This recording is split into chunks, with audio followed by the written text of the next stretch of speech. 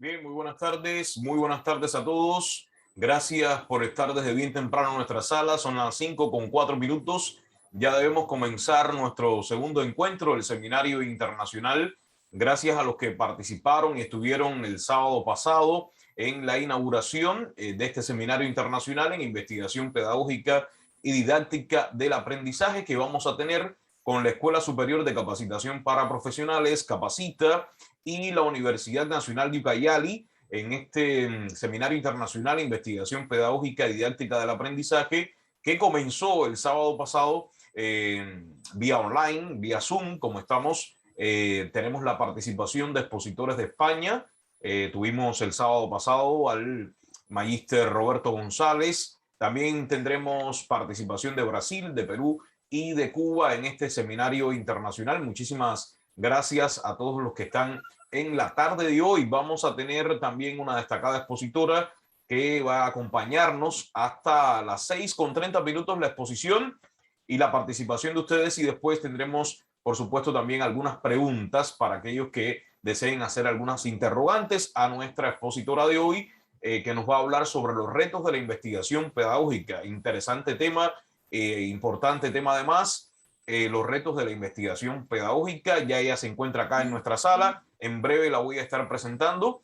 Gracias a los que han llegado desde temprano, pero es el momento de ya de iniciar. Esperemos que en el transcurso de la tarde también se vayan incorporando otros docentes que son parte de los cursos, diplomados y especialidades que tiene para ustedes la Escuela Superior de Capacitación para Profesionales. Muy buenas tardes a todos. Recuerden mantener sus micros apagados para que se desarrolle de la mejor manera la exposición de esta tarde. Bueno, hoy nos va a estar acompañando Marleny Romero. La magíster Marleny Romero es profesora de educación secundaria con especialidad en historia y geografía. Además, una especialidad en gestión educativa y evaluación de la calidad educativa, con más de 20 años de experiencia en el aula, así como en coordinación en áreas de diversos colegios de Lima, docente universitaria en el curso de Realidad Nacional. Los últimos 10 años ha desarrollado proyectos de mejora educativa para zonas urbanas, marginales y rurales del país, así como ha capacitado docentes y directivos. Actualmente es directora académica de Cerebrum Latinoamérica, consultora para el Ministerio de Educación y presidenta de la Asociación Civil Educación en Acción. Y hoy tenemos el agrado de darle la bienvenida y, como les decía, nos va a hablar sobre el tema retos de la investigación pedagógica. Profesora, gracias por haber accedido al llamado de la Escuela Superior de Capacitación para Profesionales para que participe en este importante seminario. Muy buenas tardes, bienvenida. Muchísimas gracias, Egli. Gracias también por la invitación y sobre todo por la oportunidad de poder compartir hoy con colegas. Excelente. Esperamos que esta ponencia suya sea del agrado de todos los participantes y además se pueda aprovechar al máximo, que puedan consultar sus dudas y pueda existir una buena interacción en la ponencia de hoy. Hasta las 6:30 aproximadamente es la exposición y después tendremos algunas preguntas, algunas consultas para el final, así que vamos a estar muy atentos a sus conocimientos y sus experiencias que nos pueda brindar esta tarde. Muchas gracias, Eglis. Y también decirles, por favor, que este espacio yo lo tomo no como una charla magistral, no es una conferencia, sino es un encuentro para conversar entre docentes, porque eso es lo que realmente hoy nos une.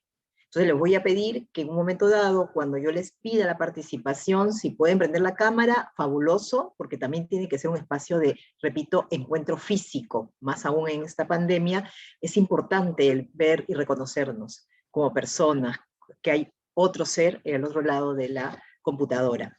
Y si no pueden por A o B, pues con el micrófono suficiente. Entonces iniciamos, Eglis, ¿te parece? Adelante, profesora, pueden compartir pantalla sin ningún tipo de problema. Perfecto, gracias. A ver si me permiten.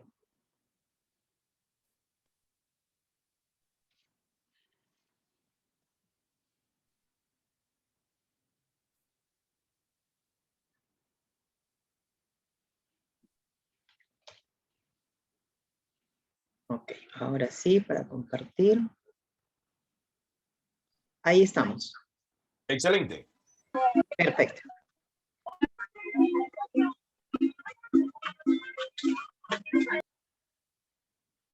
Ok, ahora sí creo que comenzamos. Ok, entonces, el tema que hoy quiero que conversemos y que sea el eje de la reflexión, del diálogo, y además también, como decía él en un momento, de que se generen preguntas, cuestionamientos, ¿por qué no?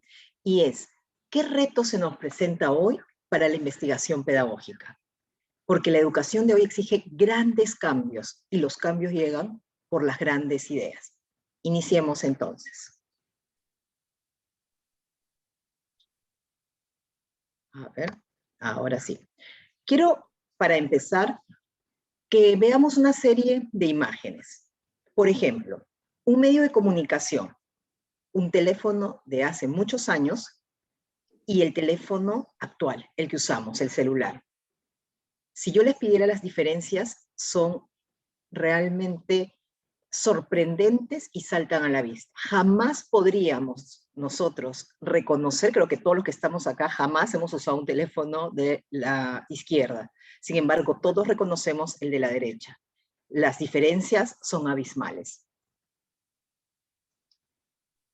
Si ahora observamos estas dos imágenes de lo que es una sala de operaciones, de intervenciones quirúrgicas, vemos una sala de operaciones del siglo pasado, comienzos de este siglo. Miren ustedes. Y ahora vemos hacia la derecha una imagen de una sala de operaciones de ahora, siglo XXI. Nuevamente, las diferencias son abismales. Principalmente será por el uso de lo que son instrumentos médicos, pero también porque los conocimientos de ambos médicos, el de antes y el de ahora, también han cambiado. Y ahora vemos dos escenas de un salón de clase, siglo XIX, siglo XXI. Si nos damos cuenta, son muy parecidos. Tenemos a alumnos dispuestos exactamente con un orden paralelo, en filas, en columnas, en carpetas, mirando al frente, con un profesor que está con la pizarra, escribiendo y dictando una clase. Entonces, realmente, ¿por qué si comunicaciones, si la ciencia médica ha variado tanto, por qué la educación no se ve este progreso, esta revolución, esta evolución? Y realmente esa es la exigencia de hoy. Por ello es que todos nosotros, los maestros, debemos convertirnos en investigadores pedagógicos para poder explicar por qué no hubo esa revolución, esa evolución, y hoy, siglo XXI, no esperar un siglo más para que recién se dé. Hoy es una exigencia. Y ahí nos adentramos en el tema, la relación entre investigación educativa y lo que es la investigación pedagógica. Me parece oportuno hacer una diferencia entre ambas. Muchas veces se consideran como sinónimos. Sin embargo, si bien están muy relacionadas, ambas son dimensiones de lo que es la educación. La investigación educativa realmente es una investigación a nivel macro. Esta investigación está en manos de profesionales que realizan estudios de manera sistemática de lo que es el fenómeno educativo. Además, estos investigadores educativos aprovechan y además trabajan en paralelo con otras ciencias, por ejemplo, la psicología, sociología, antropología, economía. Además, esta investigación educativa pretende principalmente hacer cambios de la educación, pero a nivel de políticas, de estructuras, mientras que la investigación pedagógica es la investigación que nos concierne directamente a nosotros los maestros. Es la investigación que surge porque nosotros, los docentes, los maestros, tenemos interés en innovar nuestra práctica educativa. Es importante detenernos en esta investigación pedagógica. Es la investigación que resultará de nuestro trabajo diario, de la reflexión de nuestro quehacer educativo. Será esta investigación producto de detenernos, de observar problemas que se presentan en el aula, de buscar soluciones o propuestas frente a estos problemas. Es la investigación pedagógica la que responde directamente a la enseñanza y al aprendizaje.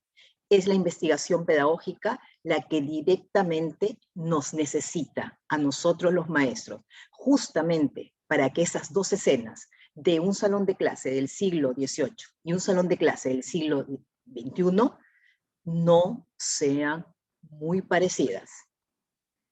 Tiene que ser tal cual la diferencia como ese teléfono muy antiguo y el celular actual.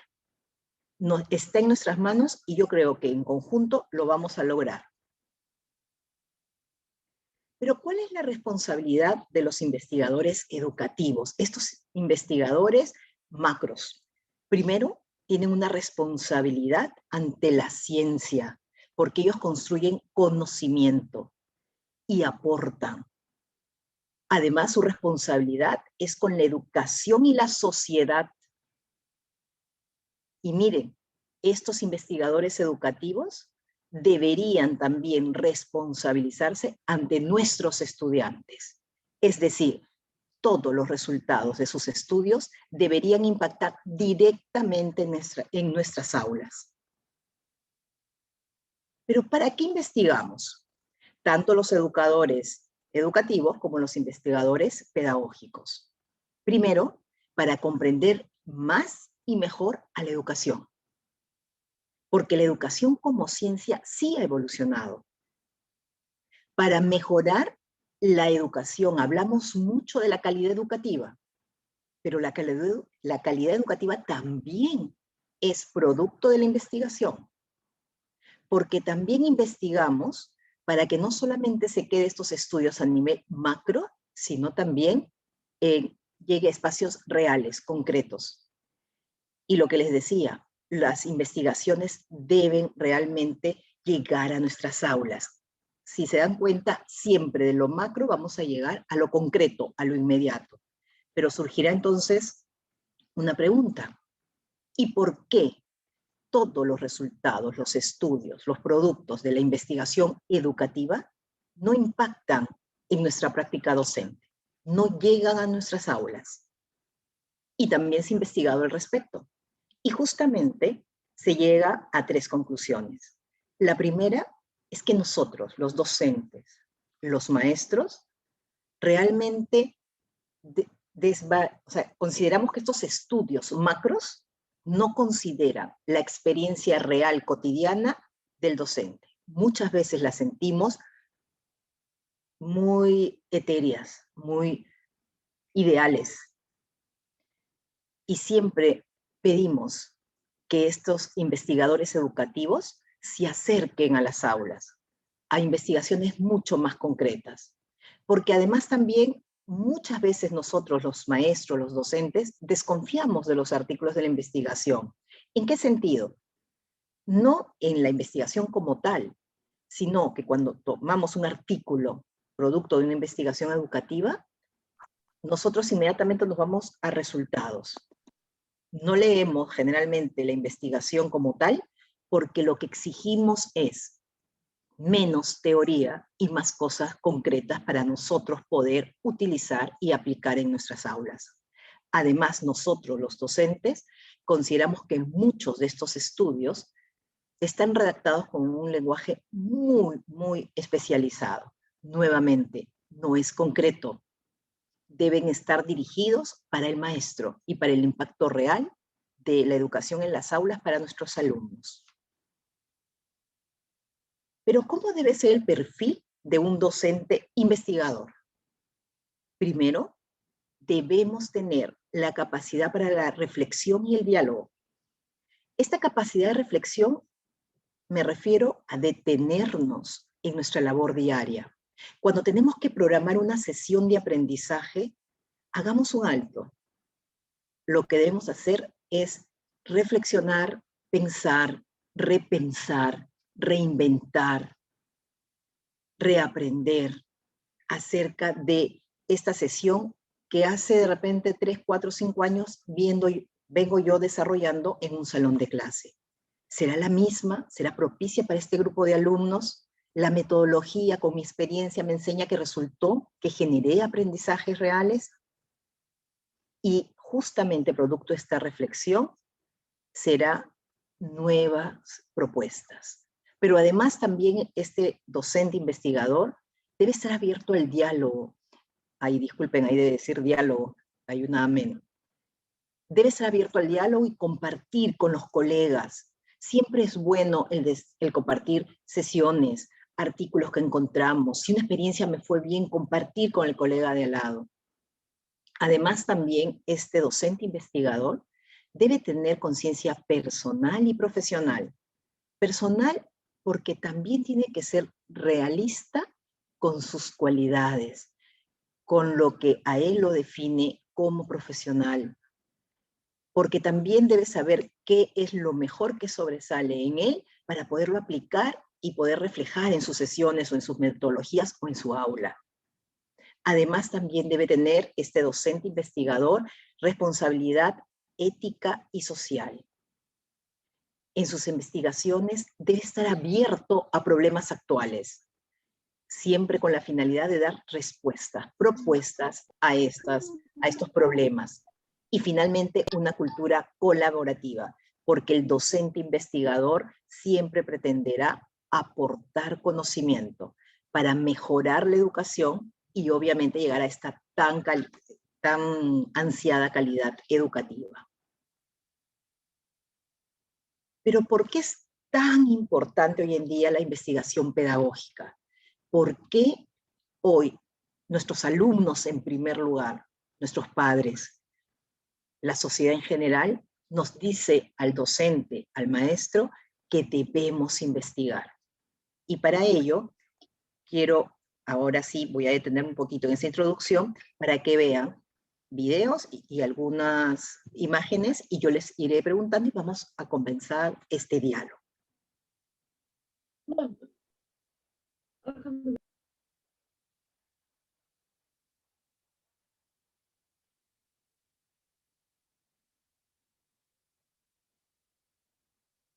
¿Lo escuchan?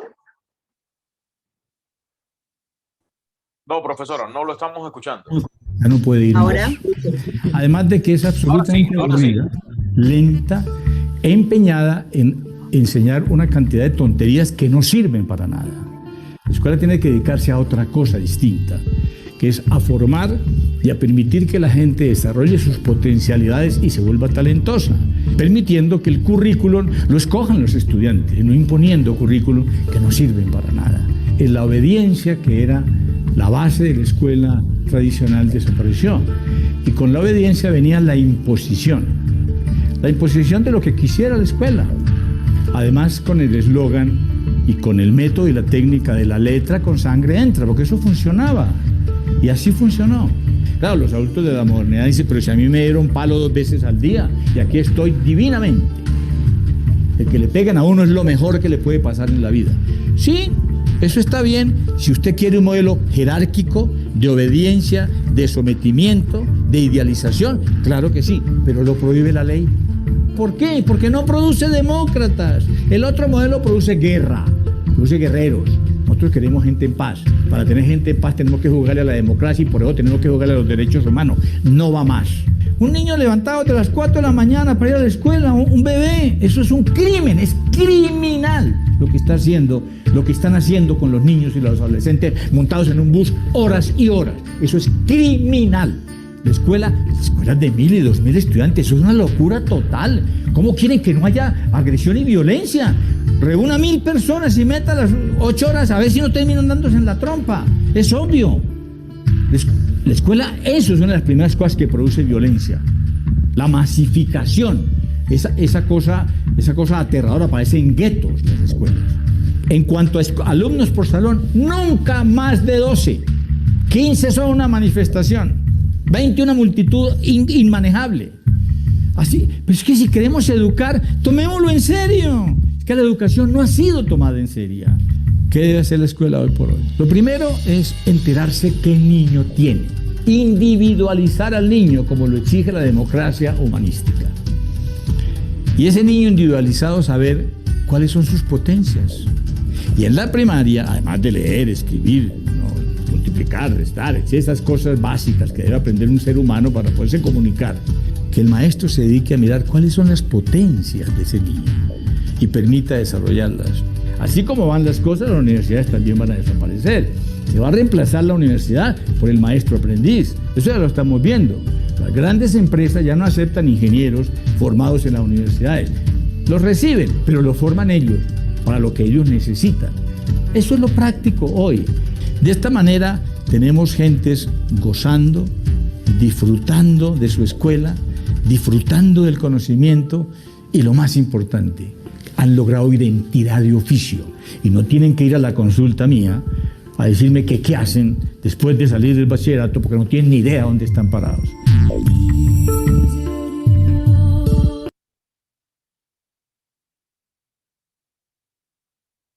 Me gustaría que en este momento alguno de ustedes libremente pudiera compartir conmigo qué opinión surge luego de ver este corto video.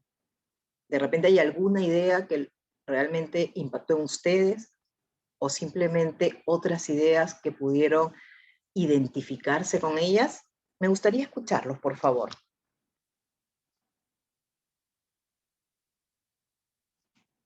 A ver, cualquiera. No sé, Eglis, cómo manejan aquí. Yo puedo llamar, participa, levanta la mano. Sí, profesora, me gustaría que usted, bueno, que haya debate, que se genere algunas respuestas, preguntas a sus preguntas precisamente. Bueno, que sea de manera voluntaria, pero estoy convencido de que algunos docentes sí están dispuestos también a aportar sus conocimientos, sus experiencias, que son muchísimas. Nos gustaría que participaran, ¿cómo no? A ver, somos 29 personas, vamos a ver al azar, yo tengo en mi pantalla. A ver, vamos a ver a Pedro, Pedro Yauri. Pedro, buenas tardes, ¿cómo está usted?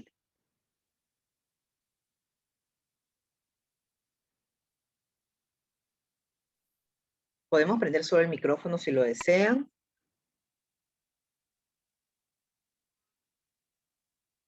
Pedro, buenas tardes, ¿cómo está?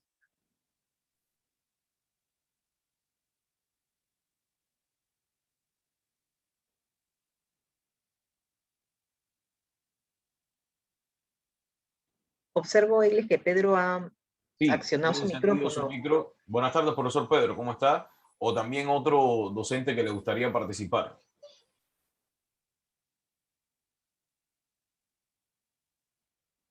Es bueno aprovechar estos momentos. Creo que este video, cuando yo lo veía en otras charlas, ayer lo vuelvo a revisar y decía, en algunos momentos puede ser fuerte, en algunos momentos puede herir en algún momento la susceptibilidad. Yo soy docente como ustedes. Sin embargo, siendo objetivos, siendo esa persona reflexiva, puedo decir, por ejemplo, cuántas veces cuando yo planifiqué una evaluación, masifiqué mi salón de clase, considerando que esos 25, 35, y he llegado a tener 60 alumnos en el colegio, en un aula, eran todos iguales. Entonces yo me identifiqué y dije, sí, yo he hecho eso. Pero también voy al otro lado, cuando el señor dice, lo ideal es 15 alumnos por aula. Es obvio que yo, cuando lo vi por primera vez este video, me reí, porque decía, no es mi realidad. Sería excelente, ¿no? Miren ustedes, ahora tenemos un grupo de 28, que es un grupo pequeño realmente. Sin embargo, nuestra realidad es 50, 60, dependiendo de dónde estemos. Y por eso yo quiero que con 28 alumnos que están acá, menos los otros, debemos ser 25 alumnos, tenemos que hablar. Gerardo, ahí veo a Gerardo. Gracias, Gerardo, por prender tu cámara. Gerardo, ¿qué te motivó en este video cuando lo escuchaste, oías, lo veías al Señor de repente?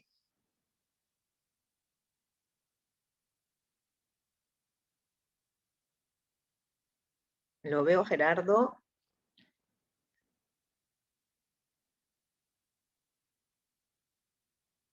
A ver, alguien que pueda... John, también creo que está activando su micrófono. Profesora, muy buenas tardes. ¿Me escucha, profesora? Perfecto, John, muchas gracias. Profesora, bueno, soy el profesor John, de acá del departamento de Ancash de la provincia de Huaraz. Perfecto. Profesora, viendo esta parte, ¿no? Del video donde nos dice, ¿no? Que anteriormente que el método, que la letra con sangre entra, o los niños, ¿no? Cuando tienen que dormir sus horas completas, 8 horas, y a la vez que, ¿no? Cuando se despiertan, tienen que tomar un bus o despertarse, alistar la cosa más temprano, y en el bus también se demoran 1 hora, 2 horas, depende en qué lugar o sitio estudian. Ujú. Justo yo esa realidad también me pongo a pensar, profesora, ¿no? Cuando también invocan, ¿no? Cuando lo mínimo debe ser 12 alumnos, pero cuando son 15, no, ya son manifestantes, 20 ya son una multitud. Lamentablemente, profesores, aparte, vemos en las zonas urbanas, donde en las zonas rurales hay una deserción de los alumnos, ya sea por varios, ¿no? Como todo familia, todo padre quiere que sus hijos sean, ¿no? Sean mejores, se dedican al estudio, ya no los tienen ya en esas zonas rurales que están cerca a la ciudad. Hacen un gasto más y los envían a las zonas urbanas donde que en los colegios, ¿no? Hay una sobrepoblación, y ese docente, profesora, ¿no? Ya no está ya ni con 15 ni con 20, está con 30, y a veces ya está sobre ya no acceden ya a más alumnado, tienen que crearse más aulas. Y bueno, ¿no? Como usted dice, muy bien dice, profesora, ¿no? Cuando nos da a conocer la investigación educativa, es la investigación que el Estado debe de tomar en esa parte mayor prioridad, mayor énfasis, ¿no? En tanto en aparte de las capacitaciones, aparte de la infraestructura que puede tener en las zonas rurales, los centros educativos, también deben de contar con todos los implementos en lo que es no, en los medios o en los enseres, deben de supervisar, profesor, esa parte, porque todo, si bien es cierto, el Estado les da a nivel nacional para toda edición educativa, pero lamentablemente los docentes de las zonas rurales, como están lejos de las autoridades que pueden llegar a supervisar, dejan o obvian esos materiales educativos, y no sé, hay en esa parte, tengo familiares, bueno, y como docente les pregunto, ¿han hecho este tipo de trabajo o han tocado estos temas o estos textos que les ha enviado? No, y no, no hemos hecho, pues sí nos han entregado, el profesor hace otras actividades, pero en las zonas urbanas, profesora, se ve diferente. Acá sí, ¿no? El padre está atrás del alumno, los supervisores están atrás, y el docente tiene que estar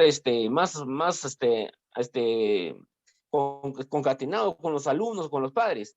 Eso no se ve en las zonas rurales. En las zonas rurales se encuentra abandonado. En esa parte del Estado no llega con mucha frecuencia, profesora. Quería Ex- aportar, profesora.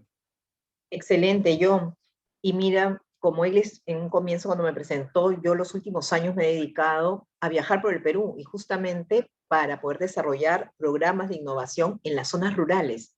Y efectivamente, en zonas rurales a veces uno dice, no hay más de 10. Yo he ido a aulas donde no hay más de 10 alumnos, pero ahí nuevamente al profesor y trabajamos con el profesor para decirle, cuando hay una buena educación, esta educación impacta y contagia y comienza a generarse que comienzan a asistir más alumnos. Pero también tienes toda la razón cuando dices estas zonas rurales alejadas del Perú, pues también están alejadas de la red de las UGELes principalmente. Pero ahí está, nunca me voy a olvidar las palabras de un profesor, si me ayudan, porque sé que acá hay muchos profesores de la selva, que ganó el concurso de la buena práctica del buen maestro, y que cuando a él, yo estuve en la premiación, cuando le preguntan, ¿cómo usted ha hecho para lograr tanto por sus alumnos, tan alejado del ministerio, de las autoridades? Y dijo, justamente por estar alejado pude hacer una buena obra, ¿no? Y porque soy solo yo quien me motivé a hacerlo. Entonces, eso es importante. Muchas gracias, John. Vamos a continuar entonces. Hay no lo voy a pasar acá, pero hay un buen estudio, una buena investigación educativa de un grupo de estudiosos e investigadores latinoamericanos. Está en internet, búsquenlo, se llama Un crimen llamado educación. Dura como hora y media, pero vale la pena verlo. Toca muchas aristas del fenómeno llamado educativo, pero a nosotros, los maestros, nos toca muy de cerca porque es muy duro este documental donde dice: maestro, estás cometiendo un crimen, porque no puede ser que un alumno, después de 11 años de su vida, de estar en un centro, en tu aula, salga, egrese del colegio y no sepa hablar en público, no sepa sustentar, no sepa hacer nada en concreto y esté desorientado, porque no se le enseñó a dormir, justo hablaba del sueño, no se le enseñó a alimentarse bien, no se le enseñó las ventajas del reír, no se le enseñó a ser feliz, decía en este documental. Yo les aconsejo que lo vean porque puede ser a veces un poco fuerte, pero son necesarios realmente estos estudios para nosotros decir, como docentes de aula que estamos día a día, cómo ayudo a que ya la educación no sea un crimen. Pero además, yo les voy a contar una historia que es real, y luego se convirtió en historia, es de hace años, ¿no? Acuérdense que yo ya tengo bastante tiempo de educación, más de 30 años, entonces se convirtió ya en historia, pero sucedió a una profesora. Y es que, frente a un niño, ¿no? Este niño, cuando llega la profesora, le decía el primer día de clases, ¿no? Van a dibujar un dibujo libre, les da colores, y dibujen una flor. Y le llamó la atención porque cuando le dio una gama de colores, el niño dijo: no, solo necesito, ¿qué colores, a ver, me ayudan, profesores, necesitarán para dibujar una flor? Si me ayudan, ¿cuáles serían los colores que tenemos que usar sí o sí? A ver si me ayudan. El color rojo, amarillo. Rojo, amarillo, son 4. ¿Cuál más me faltan? Verde. Verde, perfecto, gracias. Y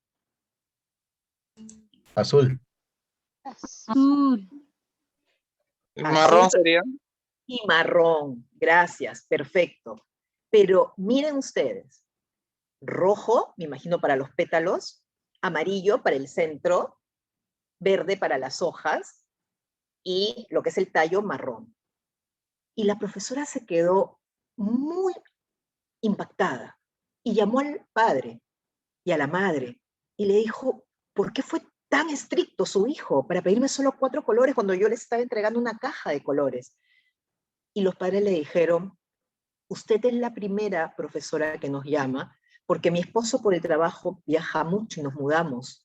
Y mi hijo es la 4ª escuela a la cual lo estamos inscribiendo. Y este es el producto, y es algo real, no lo estoy inventando, este es el producto de esos 4 centros, o 3 centros anteriores para llegar a este 4º. Cuando en el primer centro el niño le encantaba pintar en su casa, cuando era muy chiquitito, pintaba, es más, había que agarrarlo para no pintar en lo que es las paredes y qué sé yo. Llegó al primer centro y a los padres lo llaman por el contrario, porque muy bien, alguien dijo azul, y este niño se atrevió a pintar azul, los pétalos azules, y lo llamaron para decirle si tenía problemas ese niño. En el segundo colegio sucedió exactamente lo mismo. Y cada vez que él utilizaba otro color, le decían: un momentito, los colores básicos son, y le decían los 4. En el tercer, ya él dudaba. Y en el 4º colegio le dijimos, o ese mismo niño dijo: solamente me dan 4. Por lo tanto, miren lo que esas maestras hicieron con este niño. Lo que decimos, los cuadriculamos.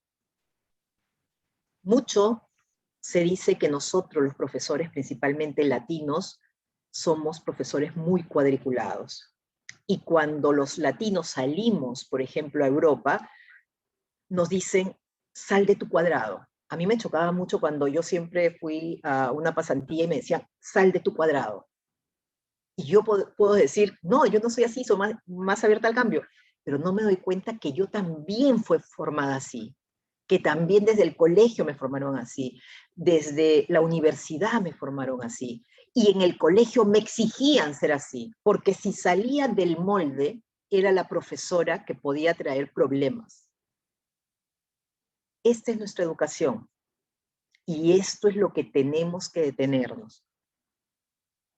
Y por ello, yo mucho me acuerdo de este cuadro. No sé si alguien lo reconoce, profesores. Es de un pintor antiguo del siglo XIX, de Edgar Munch. Este cuadro se llama El Grito.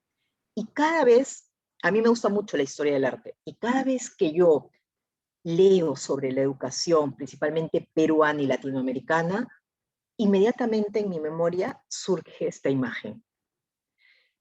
Este cuadro que para mí, este hombre representa la educación, que está gritando, por eso este cuadro se llama El Grito, que está gritando, totalmente diciendo, necesito un cambio.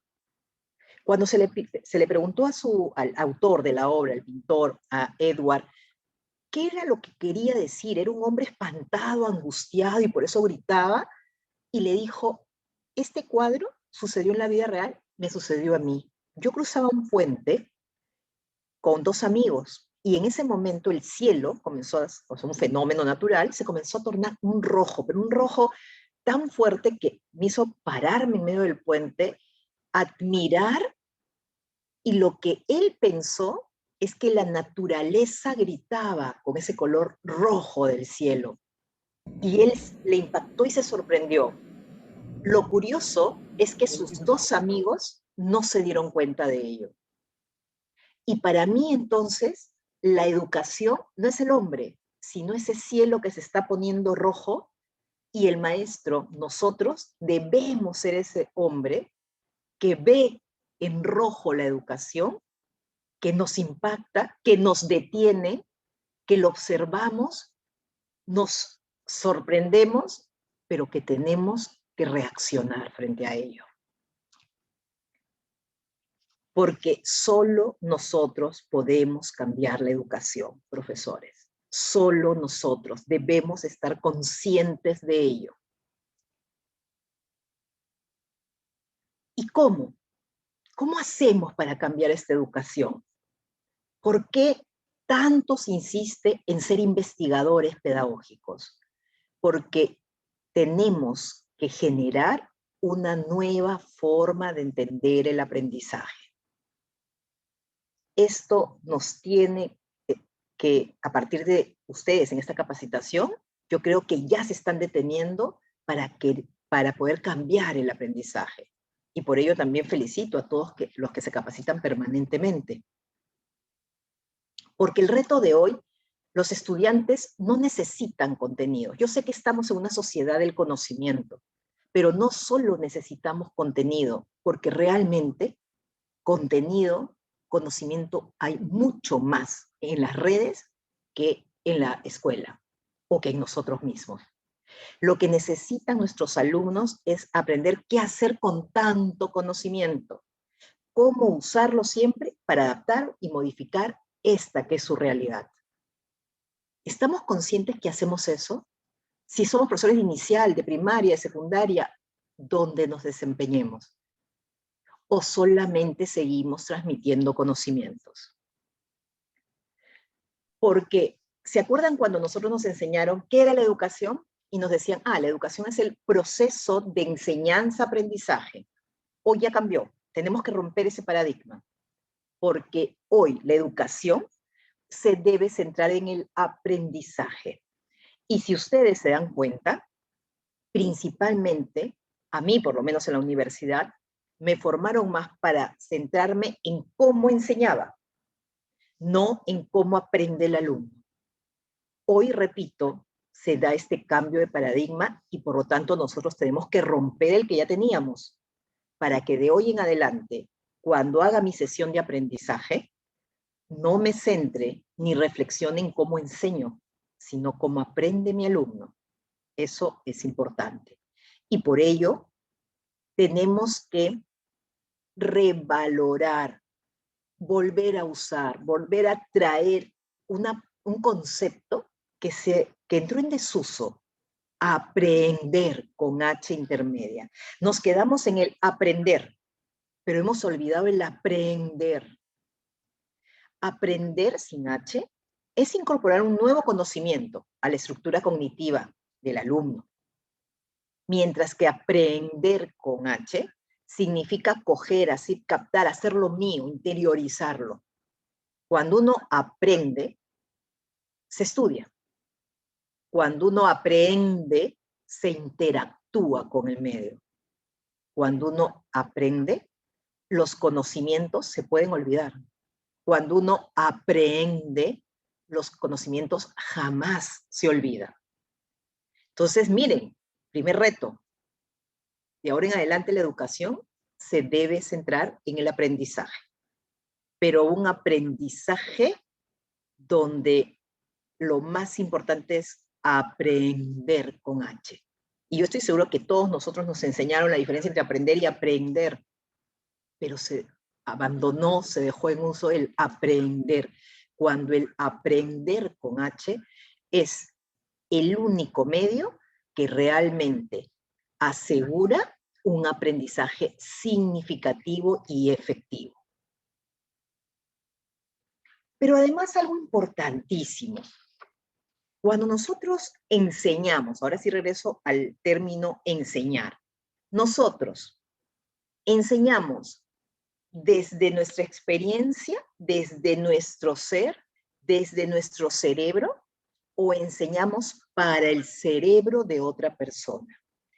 Y acá me gustaría comentarles una anécdota no mía, sino de un gran investigador y profesor de matemática de los niños, llamado José Antonio Fernández Bravo.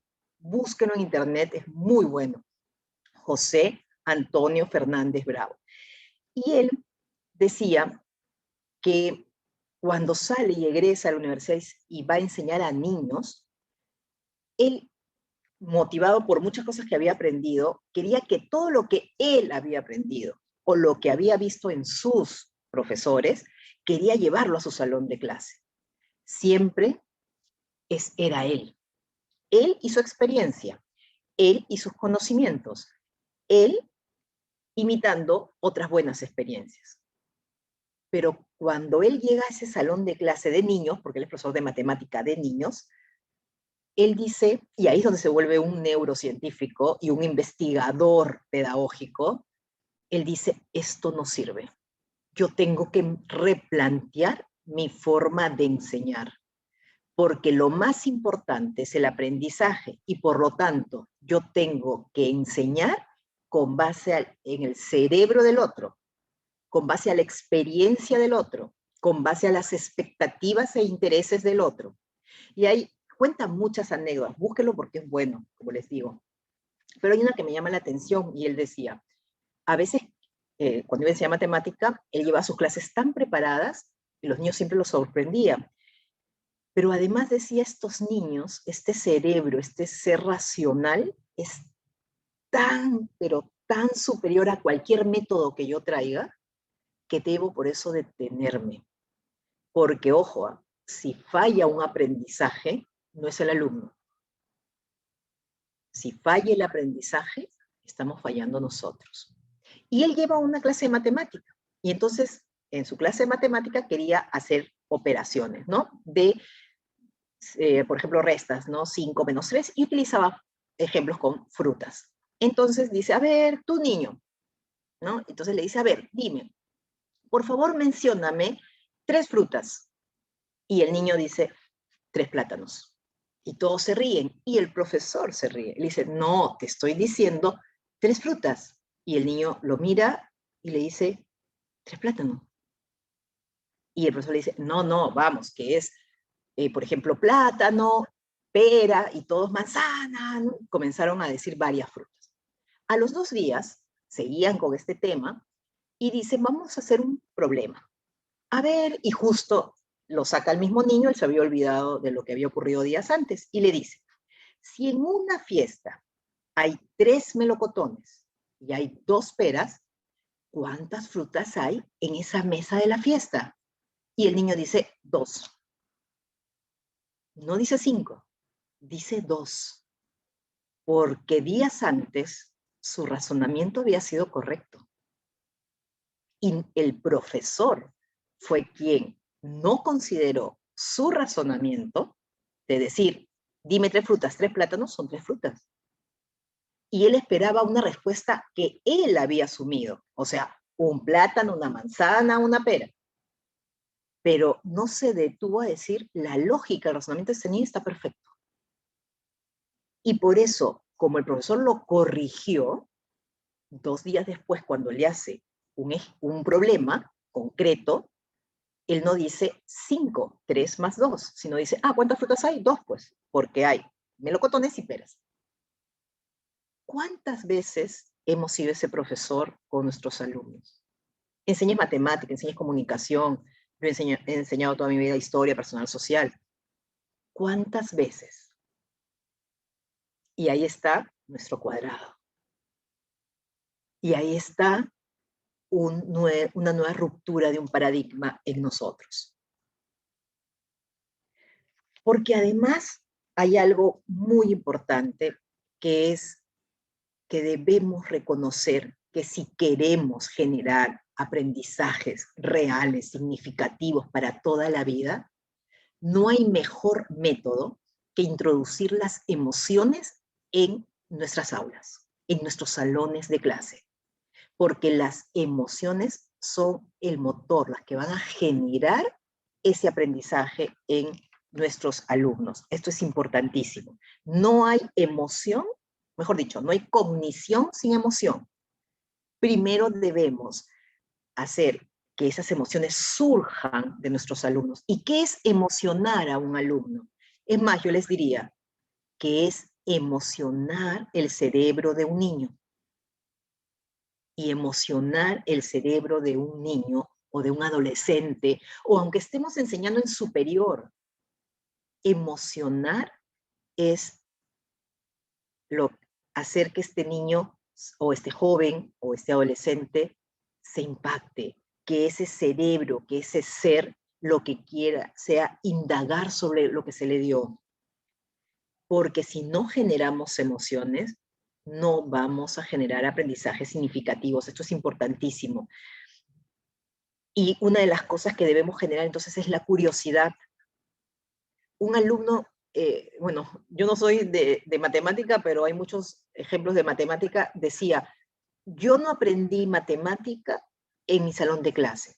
Aprendí matemática en un taller, que era en las tardes, donde se daban retos matemáticos.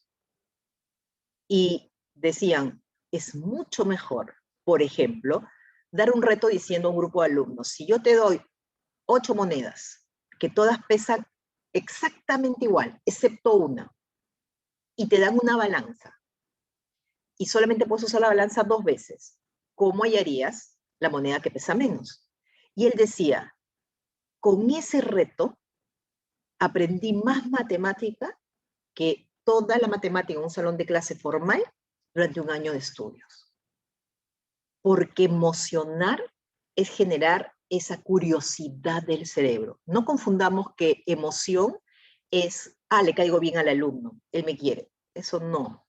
Obviamente que hay que tener empatía y obviamente que hay que tener muy buena relación, pero lo importante es que lo que motives en el cerebro, en el ser de tu alumno, sea cualquier edad, mire, es emoción, es curiosidad.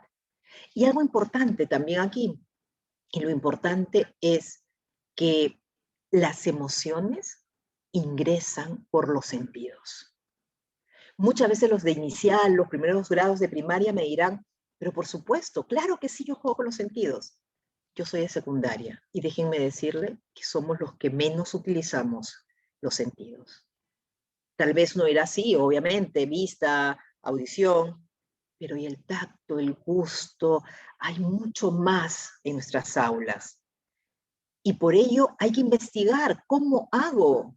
¿Cómo hago? Por ejemplo, en emociones, debemos hacer que ese cerebro genere un neurotransmisor llamado dopamina, porque con la dopamina se asegura el aprendizaje, se capta la atención y ese niño siente placer, felicidad, bienestar de esa aula, de ese curso, de ese salón de clase.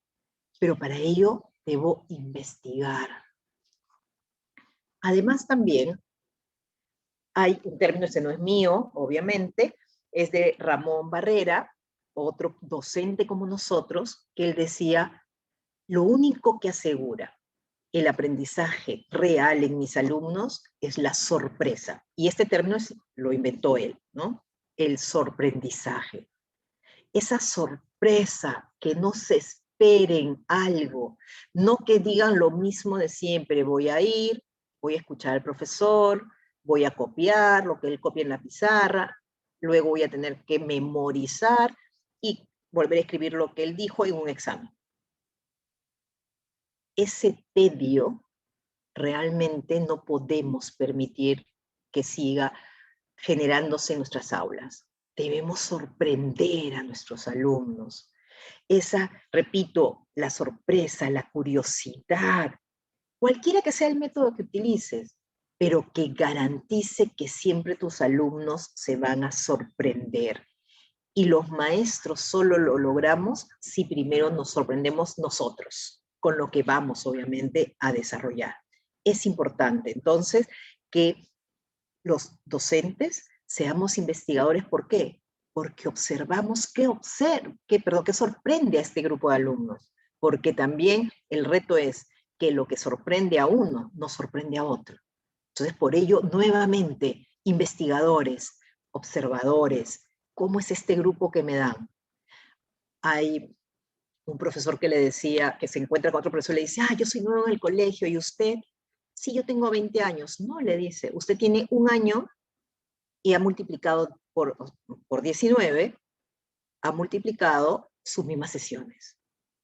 ¿Cuántos de nosotros nos dan el mismo curso durante años y muchas veces no modificamos nuestras sesiones? Entonces, es importante también investigar para generar esta sorpresa. Porque se dice, y acá lo leo textualmente, hay entonces que sorprender, entender, comprender, son palabras de Ramón Barrera, por favor. Hay que sorprender, entender, comprender, pero no reprender. Porque en la sorpresa se tiene que dar cabida al error. Porque el error también es parte del aprendizaje. ¿Cuántos de nuestros alumnos no participan en clase por temor a equivocarse? Tenemos que hacer estos salones diferentes, estas aulas diferentes, y para ello debemos de investigar. Pero además llegó un evento a nivel mundial que realmente rompió los esquemas educativos en todos los países, pero sobre todo también en nuestra región, me refiero a la América Latina y a nosotros, Perú. Una pandemia, una crisis que lo que obligó a los docentes, porque así nos obligó, fue a ser totalmente creativos a la fuerza, pero tuvimos que ser creativos para trasladar esta educación presencial a una educación virtual. Frente a todo problema, algo tiene que salir positivo. Y yo creo que la pandemia a los docentes les demostró que son capaces de innovar y de crear, que son capaces de responder a las exigencias y a los retos que se presentan. Y también a la sociedad le enseñó el verdadero rol que cumplimos. Ahora, innovación y creatividad. La creatividad es innata en nosotros, pero nos cuesta, porque muchas veces preferimos quedarnos en nuestra zona de confort. Innovar. ¿Qué es innovar? Innovar, ojo, no es crear, no es hacer algo nuevo. Innovar es todo lo que nosotros consideramos que va a asegurar aprendizajes, lo contextualizamos y lo desarrollamos. Sin embargo, también la pandemia nos enseñó, como nos cogió en frío, nos enseñó que podíamos cometer errores. Y muchas veces, no sé cómo habrá sido en cada uno de sus centros, pero en algunos colegios que yo tuve la oportunidad de asesorar, lo que habían hecho es, ok, este es el horario del año. Entonces, tú tenías clases de tal hora a tal hora, ya, 2 horas el lunes, esas 2 horas exactamente virtualmente. Y obviamente no pudo ser así. Tuvimos que esas sesiones que ya teníamos planificadas, obligar a que se virtualicen, cuando no es así. Muchas veces esta educación virtual se volvieron en conferencias magistrales de los docentes, y la educación virtual no puede ser así. O simplemente caímos en dar trabajos y contenidos o poner muchas separatas en las plataformas, cuando los chicos en internet pueden coger muchísimo más conocimiento y más teoría. Sin embargo, eso no deja de reconocer que de una u otra manera hemos tratado de salir, pero esta ya es nuestra nueva normalidad. Este año vamos a terminar con una educación virtual. No sabemos el próximo año si regresemos a la presencial. Lo más probable es que realmente hagamos que sea mixta o combinada, tiene diferentes nombres, que sea, es decir, presencial y virtual. Es decir, la pandemia obligó a que los docentes redefinamos nuestro rol. Al docente antes de la pandemia y post pandemia. Porque ahora todo docente tiene que ser un docente digital, donde procure a través de esta educación virtual, miren ustedes, desarrollar experiencias para sus alumnos. Y ustedes seguirán siendo los guías y los acompañantes. Un testimonio que me gustó muchísimo de una profesora que se llama Dolores Rodríguez Semillán, dice: soy profesora, sí, y no he parado de estar en contacto con mis alumnos, con mis propios medios y mejorando mi competencia digital de forma autodidacta. ¿Cuántos de nosotros hemos tenido que aprender a utilizar Zoom, Meet o diferentes herramientas de Google? Salvando el curso escolar a cambio de una simple carta de agradecimiento del Ministerio de Educación. Horas sentada delante de mi ordenador o mi computadora, pasando este largo encierro trabajando a distancia. Lo bueno, descalcen sin arreglarme. Disimulaba mi ansiedad, mi cansancio y mis ganas de llorar. De alegría al oír ver, ¿no?, a mis alumnos en las videoconferencias, en las que puse como fondo virtual una foto antigua de mi aula para sentir que estábamos ahí juntos, ahí en nuestra vieja realidad. Me siento agradecida porque estábamos todos sanos y por comprobar que no había perdido mi capacidad de motivarles, incluso a través de una fría pantalla. Esta vía de comunicación limita el lenguaje no verbal, antes tan efectivo en clases presenciales. Mientras corregía las tareas, ignoraba el exterior de la primavera o las noticias confusas sobre los protocolos de vuelta al aula, para recordar siempre esta pandemia. Guardaré mi agenda escolar en mi cartera de profesora hasta que me jubile. Sí, para nunca olvidar de lo que todos fuimos capaces de hacer. Y yo creo que cada uno de ustedes tendrá un testimonio muy personal. Y yo sí quiero hacer un paréntesis, lo que hayan hecho, pero dieron respuesta. Y eso merece un aplauso. Pero también esta pandemia trajo propuestas innovadoras, muchísimas. Si vamos a internet vamos a encontrar muchísimas. Hay una propuesta que la conozco un poco de cerca, que es la propuesta de la organización llamada Link, que surge después de 15 años de investigación en conjunto con la Universidad de Stanford. ¿Y por qué me gusta esta propuesta? Es simplemente para, repito, todo lo bueno podemos adaptarlo y llevarlo a nuestras aulas. Porque esta propuesta innovadora es una propuesta que está dirigida solamente a los docentes. Ve solo a la gente llamado profesor. Y esta propuesta nos dice que los docentes debemos ser hoy en día solucionadores de retos pedagógicos. Miren, nuevamente, investigación pedagógica, retos pedagógicos. Y además ellos dicen, o sea, Link, como organización, los que proponen, dicen que nosotros los docentes debemos, para poder dar respuesta a estos retos pedagógicos, debemos conectar. Es decir, lo que debemos hacer como profesionales y personas es entablar relaciones verdaderas con alumnos. ¿Para qué? para poder, y ahí viene empatizar, saber de verdad cuáles son sus intereses, cuáles son sus inquietudes, porque debemos dar respuesta a ellos. Eso es más importante que un currículum. Alguien, y yo lo sufro, alguien podrá decirme, pero discúlpame, Marlene, porque a mí me exigen cumplir un programa. Pero los profesores, yo siempre he dicho que los profesores somos magos, que sabemos de magia, que sabemos de psicología, de obviamente pedagogía, de didáctica, y podemos realmente hacer un paréntesis, no digo que dejar de lado los programas, pero sí hacer un paréntesis para poder dar respuesta a una inquietud.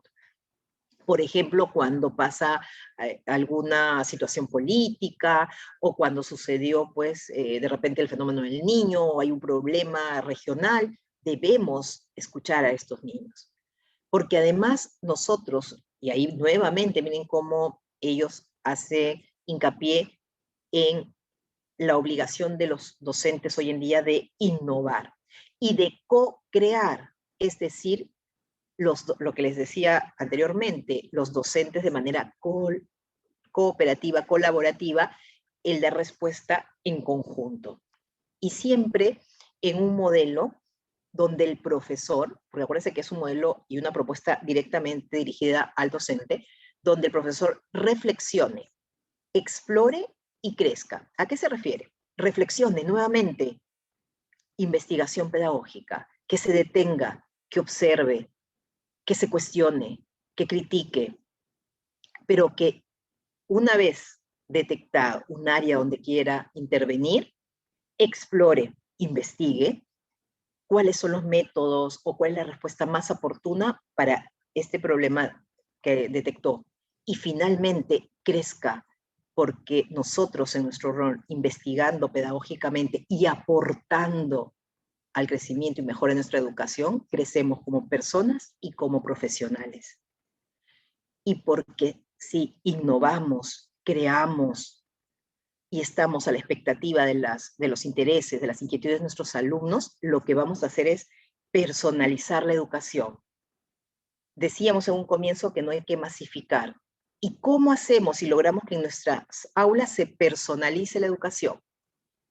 Cuando hacemos que ese alumno autogestione su aprendizaje, cuando ese alumno aprenda cosas significativas en su vida, para su vida, y que él sienta que realmente son cosas que pueden aportar. Por ejemplo, en autenticidad, cuando son aprendizajes relevantes para la vida. Una profesora que enseñaba todo lo que era ciencias, un día yo la veo en el colegio con estas luces que ponemos en los árboles de Navidad, y le decía a los chicos de secundaria, esta sí prende, puso, y prendía perfecto, y enchufa otro juego de luces y no prende. Vean dónde está el problema, y expliquen y sustenten.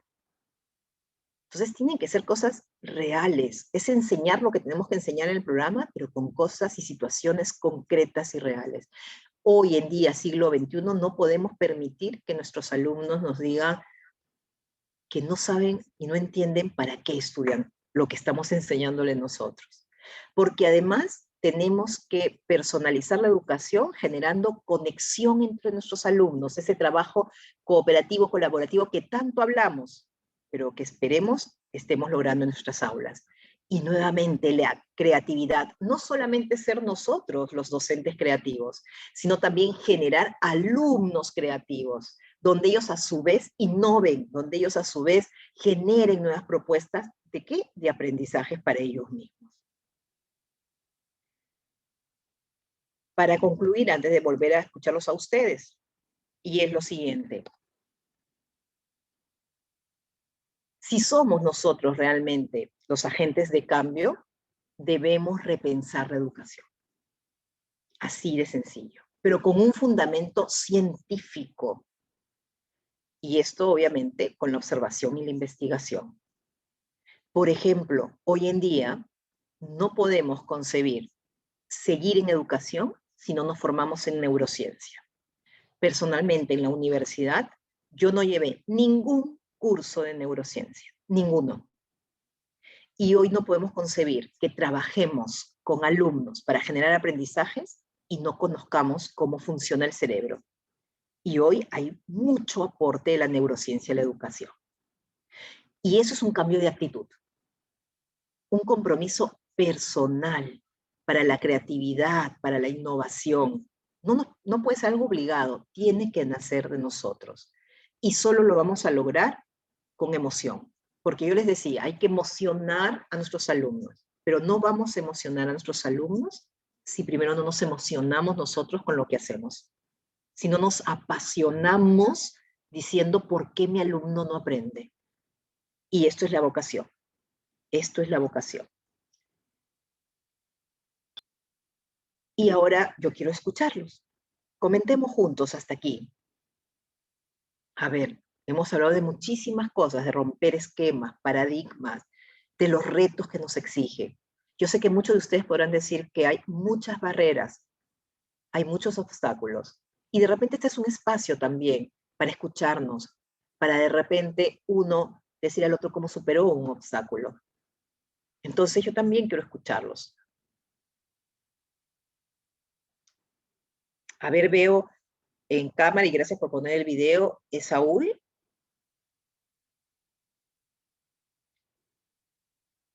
Es Saúl Corinti. Profesor, gracias por prender su cámara. Qué bueno verlo, me siento acompañada.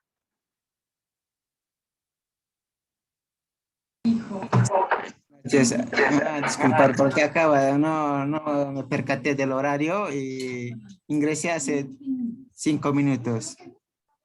Pero de los 5 minutos escuchó lo último, y lo último decía, debemos... Bien, ¿no? Lo que acabo de entenderlo es que para poder enseñar a los alumnos tenemos que apasionarnos nosotros mismos, ¿no? Exacto. La emoción es lo importante. Y profesor Saúl, usted todavía, ¿cuántos años tiene ejerciendo la docencia? 4 años. Ah, 4, es nuevecito, o sea que usted debe... Sí, principiante. ¿En qué grado enseña? ¿Qué grado se enseña? ¿Qué nivel? Nivel secundario. Perfecto. ¿Qué especialidad? Religión y sociales. Ah, perfecto. O sea, es mi colega, yo también enseño social. Y profesor Saúl, ¿qué es lo que a usted más le apasiona de enseñar sociales a sus alumnos?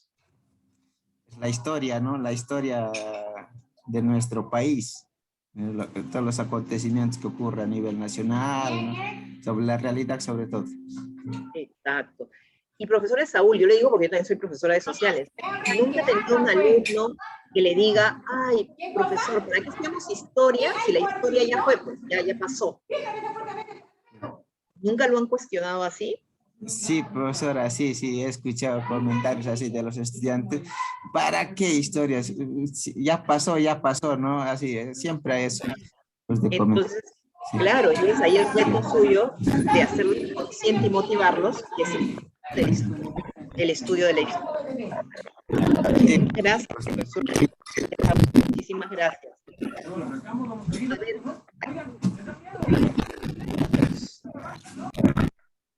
Compartir. A ver, ahí veo una fotito. Alexander, no sé si es también docente, Alexander Vázquez.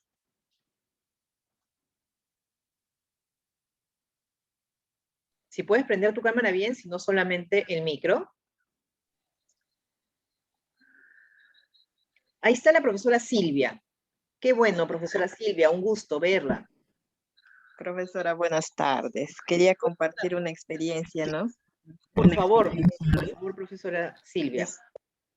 Yo soy docente a muchos años también, pero me inicié en educación básica regular. Trabajé 10 años con estudiantes jóvenes, ¿no? Menores de 17 años.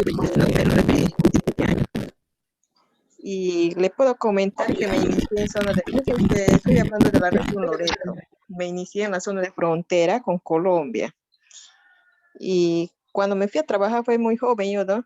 Me fui de 22 años terminando mi pedagógico y tuve la oportunidad de tener estudiantes hasta de 32 años, bien mi mayor. Y para ir a un aula día a estar con ya los chicos, sino ya mayores. Adultos. Y en EBR, adultos ya fue. Tenía que imagínate, profesora, que los estudiantes en zona rural yo aprendí mucho y puedo confirmar que en zona rural los docentes trabajamos muy bien, ¿no?, con nuestros estudiantes. No hay interrupción de clases, no hay nada de eso como hay en zona urbana, ¿no? Ahora estoy trabajando en zona urbana, pero ya no en EBR, sino me nombré en educación básica alternativa, ya con adultos ya mayorcitos. Y puedo compartir mi experiencia que en EBR muy diferente las actitudes de los chicos porque todavía dependen de los papás, lo que no sucede con la educación básica alternativa, que los estudiantes tienen que trabajar, tienen que estudiar dos cosas al mismo tiempo, trabajan en el día y estudian en la noche, y que para ellos nosotros tenemos que ingeniarnos, de ponernos ser empáticos, ponernos en el lugar de ellos para que no abandonen el estudio, mis. Exacto, y qué orgullo me da, profesora Silvia, escucharla, que me diga, yo reconozco que el profesor rural debe estar hasta más motivado y debe innovar más, porque es difícil. Por ejemplo, yo sí he estado también en colegios donde es la polidocencia y se tiene varios grados, diferentes alumnos, diferentes edades, y uno dice, realmente, nuevamente digo, son magos, porque es en un aula enseñar a un grupo, a otro grupo, diferentes programas, y yo siempre los pongo de ejemplo cuando capacito acá, principalmente en Lima, en la zona urbana, y les digo, nosotros con un solo grupo casi homogéneo, con un solo programa, y creemos que no podemos. Imagínense en zona rural. Qué orgullo, profesora Silvia, y qué linda ahora la función que está realizando con la alternativa, que también es pues dedicarse a una población de personas que están más motivadas para poder salir adelante, para poder hacer más persona, más familia y más Perú, por supuesto. Muchas Y gracias. como podría decirlo, ¿no? La educación básica alternativa, como podríamos decir, vulnerable los estudiantes, ¿no? Tienen que hacer dos cosas, trabajar y estudiar, y para ellos uno hay que estar súper preparadas, mis, para poderlos entenderlos, para que, más que todo, para que no abandonen el estudio. Esa Y es mi ahí, experiencia, profesora. exacto, gracias, profesora Silvia. Y mucho más usted debe entonces innovar y hacer que lo que enseñe sea más significativo a esta persona adulta que trabaja, pero que tomó la decisión de seguir con sus estudios, ¿no? Muchísimas gracias. A ver, ¿alguien más? Tenemos a 29 personas acá. A ver, quiero escuchar a alguien más. Bretzi, Jorge Miguel, está Karen, Verónica, Mila. Señorita, buenas tardes. Quisiera aportar algo, si se puede. Por favor. Soy Jorge Miguel, de la ciudad de Moyobamba. Una consulta, yo estoy llevando 6 años ya trabajando como docente, y 3 años estoy llevando como religión y otros cursos más que nos dan para poder completar las horas. Y yo estoy estudiando, soy para profesor de matemática, y estoy llevando lo que usted nos explicó, cómo enseñar a los alumnos, es para ver también las estrategias, ¿no? O sea, cuando entras, digamos, a una aula, para decir, se ocupa mayormente la estrategia, porque tienes que saber el alumno qué tipo de estrategia vas a ocupar para que el alumno entienda. Puede ser a través de, digamos, pequeños juegos, pero relacionados a los temas. Entonces, yo también veo acá otra cosa cuando siempre el docente, bueno, yo lo que nos han llevado en la universidad, algunas estrategias, tienes que saber evaluar al alumno para que veas qué estrategia vas a ocupar para el día siguiente o la clase. Muchas veces usted tiene que evaluar, o los docentes tenemos que evaluar de acuerdo al alumno que ha aprendido. Por ejemplo, yo enseño, digamos, matemática en una forma, y hay otros alumnos que te aplica, pero en otra forma, pero da el mismo resultados. Entonces también hay que evaluar el alumno cómo lo desarrolla en ese aspecto. Hay que cocinar para que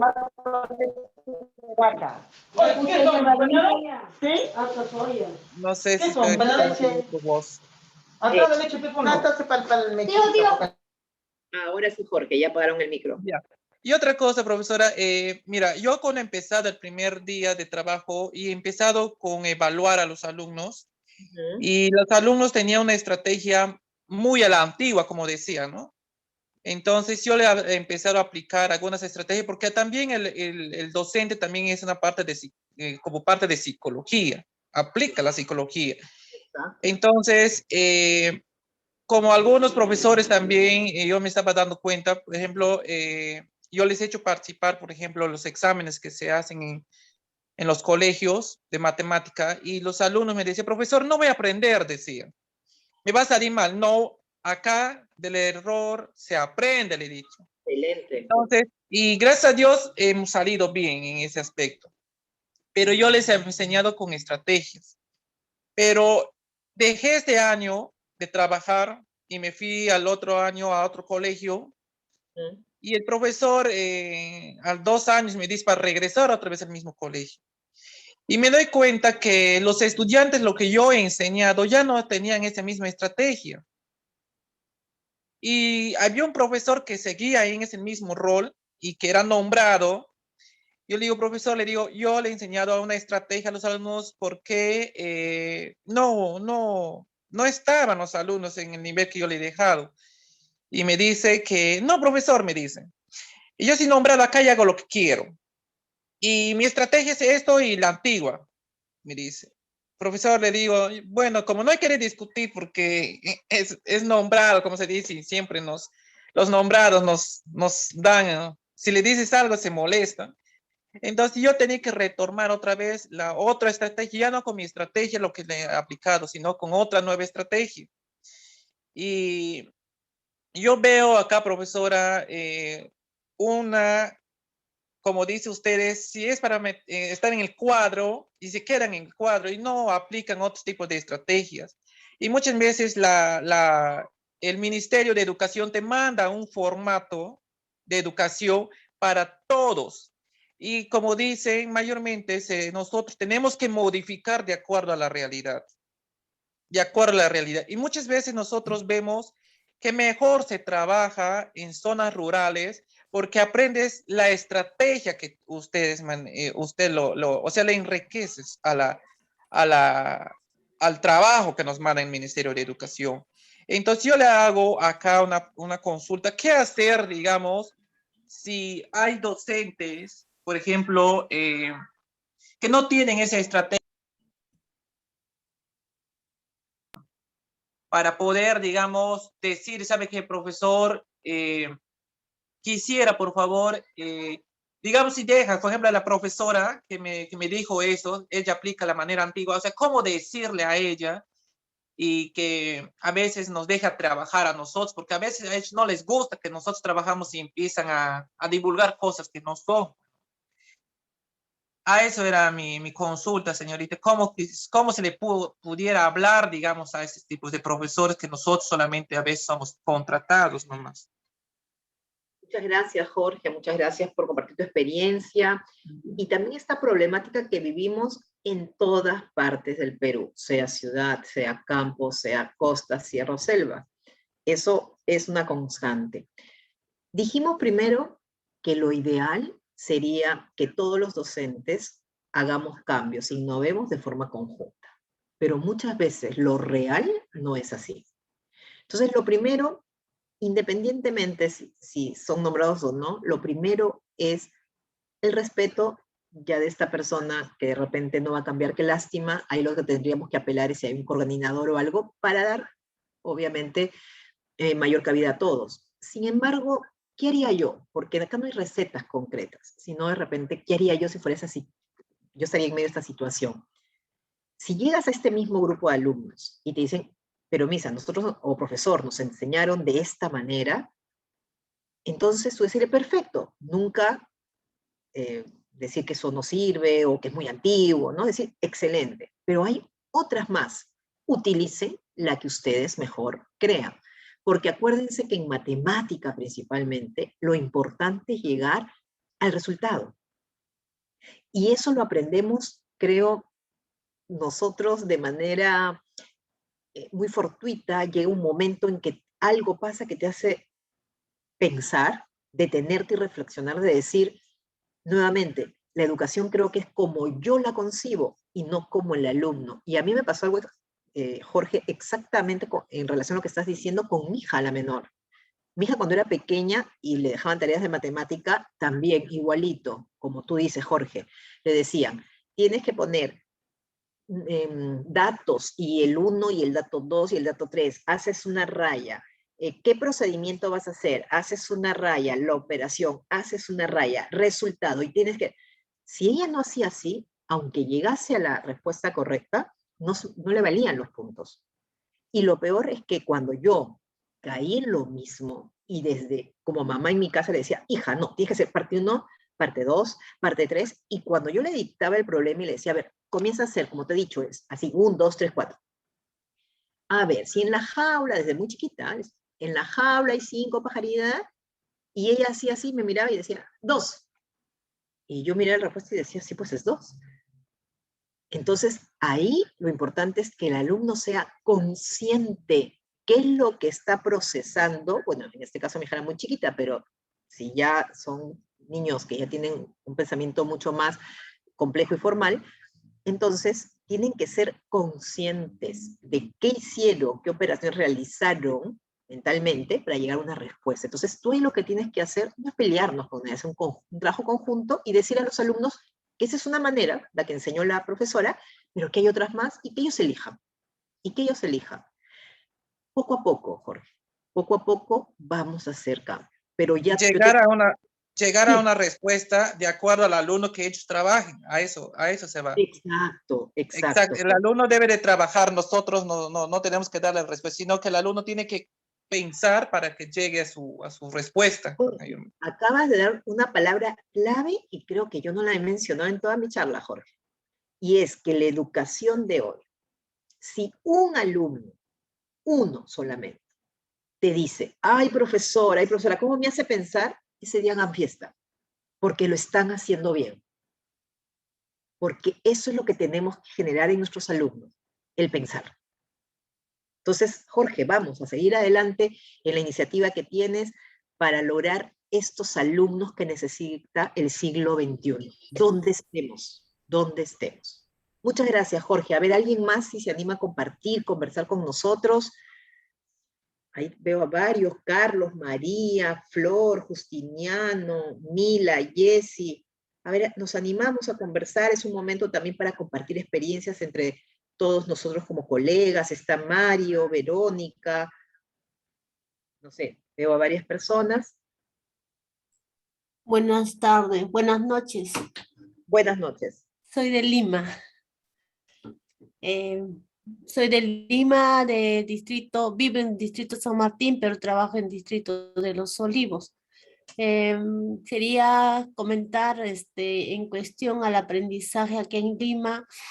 Es fructífero en el sentido de que la tecnología los chicos tienen, ¿no? A lo menos el internet, pero el problema es la responsabilidad y el aprendizaje, el compromiso del alumno.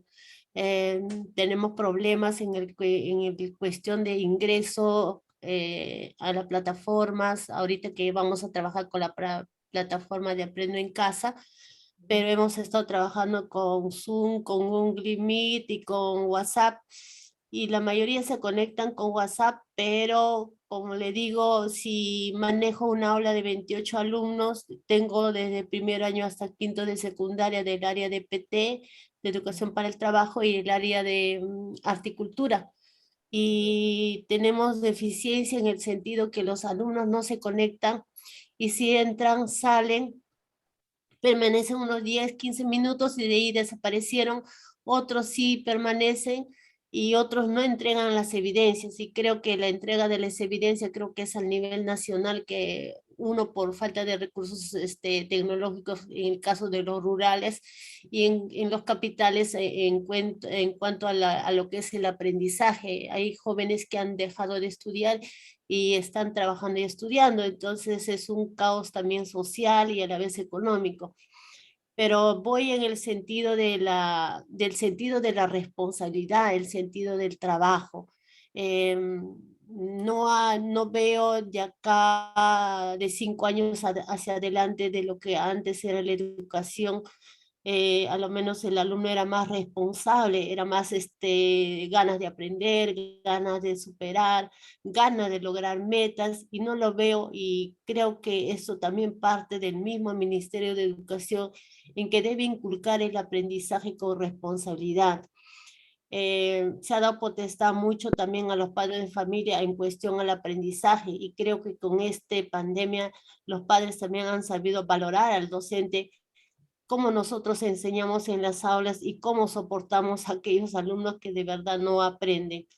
Es mucho tedioso, también preocupante, y a la vez también en unas partes también alegría por los avances tecnológicos, y alegría también que algunos alumnos también se esfuerzan, ¿no? Logran sus metas. Y en cuestión en el aprendizaje, hay muchas estrategias, técnicas que se aplican, y a veces por más que el ministerio nos da esas técnicas y estrategias, y que tenemos que nosotros adecuar a la realidad, y a veces no se da el caso, ¿no? En el caso, por ejemplo, mío, yo he tenido que inventar mis propias técnicas. Entonces, por ejemplo, esta semana que me tocó trabajar en cuestión de lo que es arte, arte y lo que es turismo y los prototipados en EPT. Entonces he tenido que inventar, por ejemplo, un juego de sinónimos y de acuerdo al tema. Y de repente valorar al alumno, el que responda mejor, el que indaga mejor, y siempre rescatando los saberes previos. En cuanto al aprendizaje, los temas que envía el ministerio, un poco muy tedioso, a veces no sé cómo será en provincia, porque hay varios, de acuerdo a las categorías, ¿no? Nivel inicial, primaria, secundaria, y a la vez también en lo que es básica, alternativa, y lo que son los CEPROS, etcétera.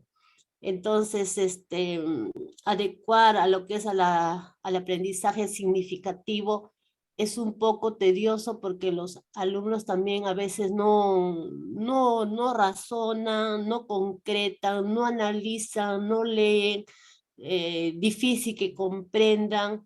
Y entonces acá viene la magia del docente, la magia del docente en que, como usted dijo, la parte emocional. Y yo, por ejemplo, en mis clases a veces tengo que interrumpir hasta poniendo mensajes positivos de aliento, frases, juegos dinámicos, hasta a veces trabalenguas, así para poder lograr el aprendizaje. No sé, me gustaría de repente ver alguna estrategia de repente de Lima, o de zona costa, de Sierra, de la selva, cómo lo estarán desarrollando, porque mi colegio de donde yo trabajo es un colegio humanística, y existe pues un solo profesor cada grado, y cuando hay debate, por ejemplo, en cuestión a estrategia, cada docente es receloso, no es asequible. Aquí en Lima un poquito, bueno, lo que me toca, ¿no? Son muy un poquito, como dice, que se aguantan sus cosas y no comparten. Y en cambio yo veo pues indago internet y veo programas, veo estrategias, veo lista de cotejo, por ejemplo, de Puno, de Trujillo, de Tacna, de Ancash, que los profesores se esfuerzan más que Lima. Lima tiene toditos los recursos, pero no se ve ese intercambio, ¿no? De intercambio de estrategias, intercambio de experiencias de aprendizaje. Y si hay es pues con el amigo, como dice, de confianza, y no es así soltable, ¿no? Como dice comúnmente para todos. Eso pasa en Lima, y pienso también que el magisterio, por más que sea un solo magisterio, siempre hay esa división, y eso lleva al atraso. Nos falta bastante superar, nos falta bastante ser unidos a nivel de magisterio, con los mismos, ¿no? Con los mismos ideales. Quizás de repente puede cambiar en las experiencias de aprendizaje, pero en cuestión a lo que es estrategias, el proceso de llevar a cabo la educación, creo que Perú es uno solo. Eso es lo que yo pienso así. Profesora, muchísimas gracias. Ha tocado muchos puntos valiosos. El primero, como usted dice, los docentes de repente todavía no tenemos este ideal de compartir experiencias exitosas, pero sí hay excepciones. Y por eso también ahí viene nuevamente la investigación pedagógica. Usted misma lo reconoce, que usted ingresa, busca, lee. Usted ha innovado, ha dicho, ¿qué hago para que mis alumnos puedan hacer? Voy a hacer un juego de sinónimos. Y eso es lo importante. De repente todavía no hay respuesta alrededor nuestro. No nos desalentemos. Hagamos nosotros la diferencia y van a ver cómo van a comenzar a buscar a usted. Pero hay algo que sí quiero hacer un comentario de una idea expresada por usted. Cuando dice, ¿qué hacemos cuando ahora en la educación virtual algunos chicos se conectan o de repente ponen, yo veo, ¿no? Yo lo veo, yo lo vivo, cuando ponen su cámara y después tú haces miles de preguntas y nunca te contestan, o sea, nunca estuvieron ahí. O Sí. te dicen, internet está mal, no puedo, ¿no? Y pum, y nunca más volvieron a aparecer. Entonces, Así es.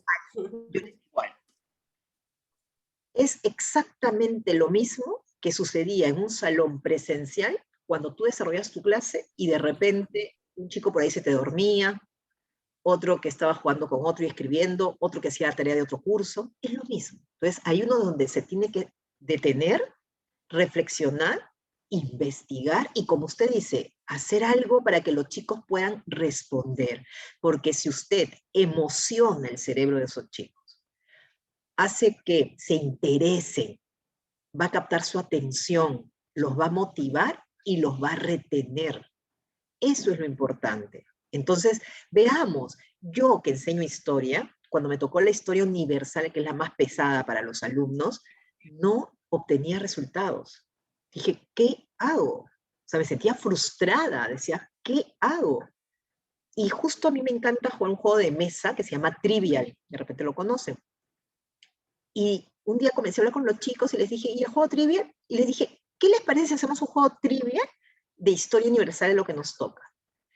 Ellos, cómo hacían sus tarjetitas, elaboraron preguntas, respuestas, construimos el juego. Y todos los viernes de cada semana que tenía clase, las últimas horas de viernes, que es horrible ese horario, los chicos emocionados iban para jugar, jugábamos, y el juego era en base a preguntas de la historia universal, y por cada contestación, porque era por grupos, ¿no?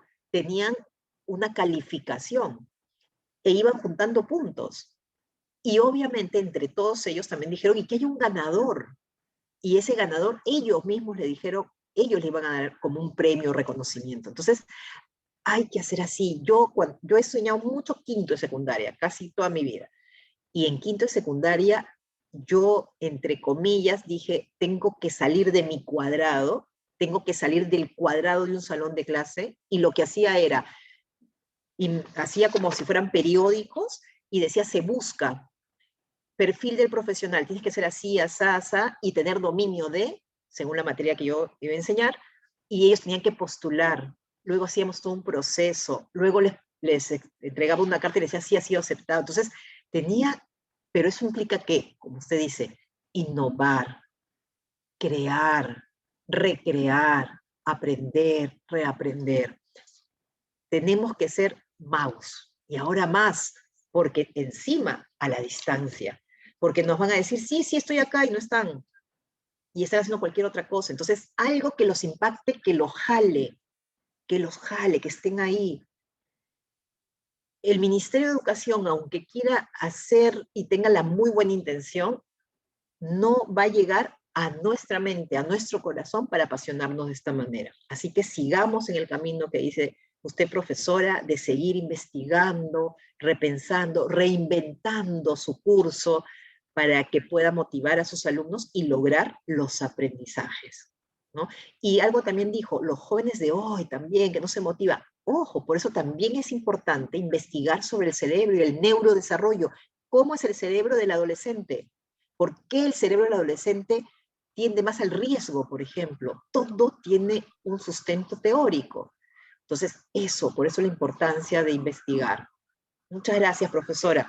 No sé, Egli, si una intervención más de repente por ahí, que aprovechemos de este espacio. aprovechar unos 5 minutos adicionales para aquellos que quieran hacer alguna pregunta, alguna intervención, alguna consulta. Sí, buenas noches. Buenas noches. Yo soy Chaylut, soy de la ciudad de Tingo María. Y yo ahorita, o sea, no he trabajado aún, soy estudiante, me estoy preparando. Y también pues me matriculé aquí para, para aprender más, ¿no?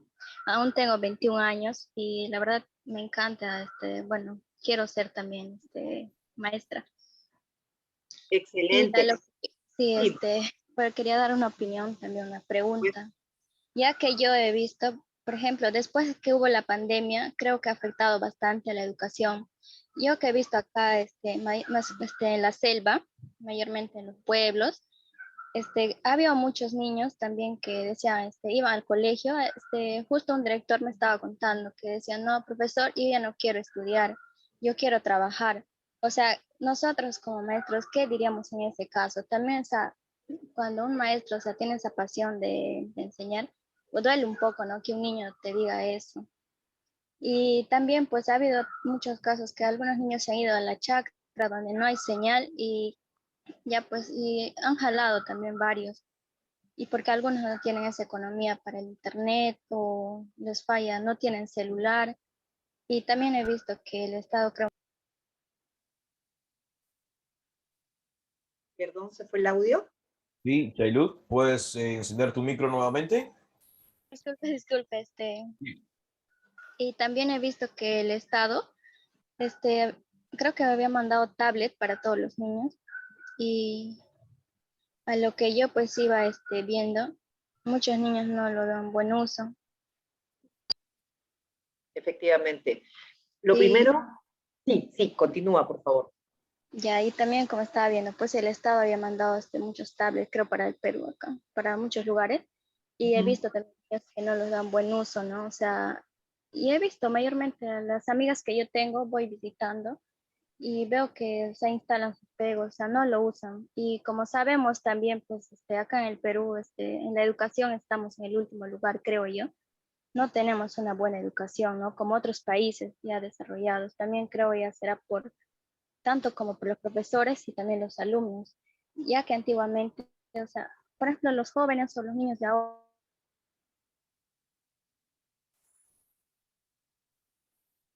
Perdimos el audio, creo. Entender lo que nos está pasando. Un poco más, disculpe. No te preocupes. Sí, como iba diciendo, pues los jóvenes de ahora ya no somos como los de antes, ¿no? Lo que yo terminaba mi secundaria hace 4 años atrás, 5, perdón. La verdad, a mí a veces me parece aburrido algunas clases, como por ejemplo de historia, o sea, porque había profesores que no tenían estrategias, y no solo a mí, a la mayoría de mis compañeros, antes pues les parecía aburrido, no solo historia, también matemática o cualquier otro curso, ¿no? Y creo que cada curso necesita estrategia, ¿no? O sea, ahora que estamos en el siglo XXI, buscar nuevas estrategias ya no a los de antes. Porque ahora creo que a los alumnos o a los niños siempre les va a aburrir, así es que les den sermones o que estén hablando. Y mayormente yo creo que las clases también deberían ser dinámicas, mayormente para los niños de primaria o hasta la inicial.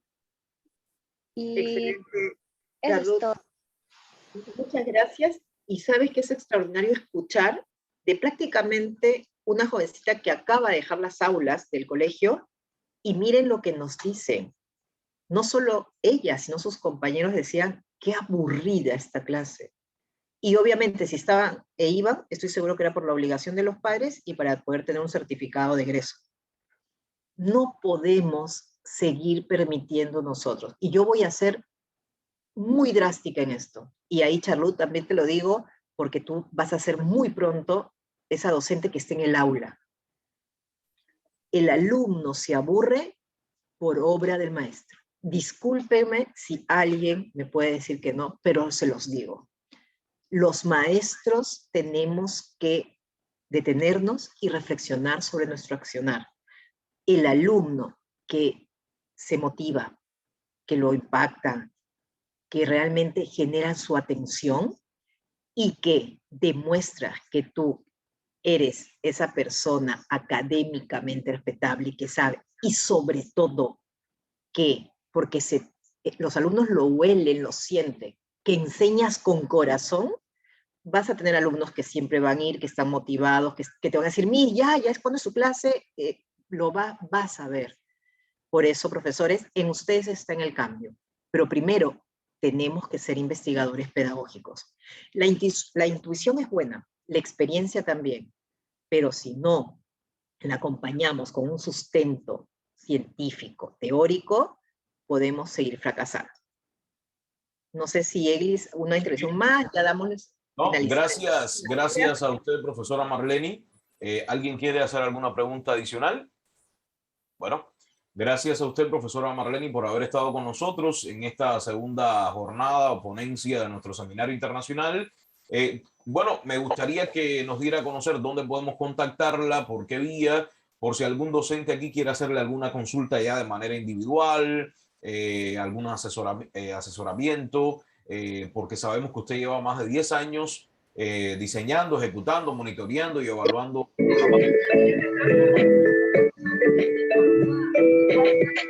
Me parece. Muchísimas gracias por algunas palabras que están escribiendo. Yo, con todo gusto, compartir materiales, conversar, y pueden escribirme a mi correo, que aparecía en las diapositivas, pero bueno, ya dejé compartir pantalla, pero es Romero Consultora, todo junto, romeroconsultora@gmail.com. Siempre es bueno el compartir experiencias. Yo aprendo también muchísimo de ustedes, porque los que tienen más retos y superan más obstáculos para poder generar aprendizajes son los que más tienen para enseñarnos. Y en lo poco que yo pueda compartir, con todo gusto, no duden en escribirme. ¿Cómo era? Romero Consultora. ¿Lo puede escribir, por favor, profesor, aquí en el chat? ¿Lo puede escribir? En el chat, efectivamente. ¿Sí? Perfecto, muchas gracias. Bueno, y ahí pueden contactar con la magistra Marleni Romero, que tiene además una maestría en evaluación de la calidad educativa por la Universidad Enrique Guzmán y Valle. Además, tiene una segunda especialización en dirección y gestión educativa por la Escuela de Directores IPAE, un diplomado en neuroeducación del Instituto Cerebrum Universidad Católica de Costa Rica. Y bueno, también sobre las neurociencias, pueden consultarle mucho sobre neurociencias, porque además es la coordinadora de Cerebrum para Latinoamérica, para aquellos que estén interesados en programas de neuroeducación. Allí tienen a la persona correcta para que les brinde toda la información. Ahí en romeroconsultora@gmail.com van a poder conversar con ella directamente para alguna asesoría. Bueno, gracias a la excelente ponencia de la profesora Marleni. Gracias a la Escuela Superior de Capacitación para Profesionales, ESUCAT, por permitirnos estar con ustedes hoy. Y no se pierdan la próxima exposición. Vamos a tener el próximo sábado a las 5 de la tarde, como parte de este seminario internacional, Investigación Pedagógica Didáctica del Aprendizaje. El próximo sábado a las 5 de la tarde vamos a tener la tercera ponencia a cargo del doctor Alejandro Cruzata, de Cuba. Aprendizaje y didáctica, posibilidades de transformación en la práctica docente. No se la pierdan. Así que los estamos invitando para el próximo sábado a las 5 de la tarde. Gracias a todos. Ahí estaremos en la siguiente exposición. Y buenas noches con todos. Hasta la próxima. Hasta la próxima. Aplausos ahí en nuestras pantallas. Aplausos, por favor, ahí en las pantallas para despedir a nuestra expositora en la tarde de hoy. Y de esta manera el material va a estar disponible, ya está disponible en la plataforma de ESUCAT, y también va a estar disponible el video para que después puedan también profundizar. Gracias, doctora Marleni, gracias a todos. Muy buenas tardes a nombre de ESUCAT y la Universidad de Ucayali. Para allá lo voy a hacer.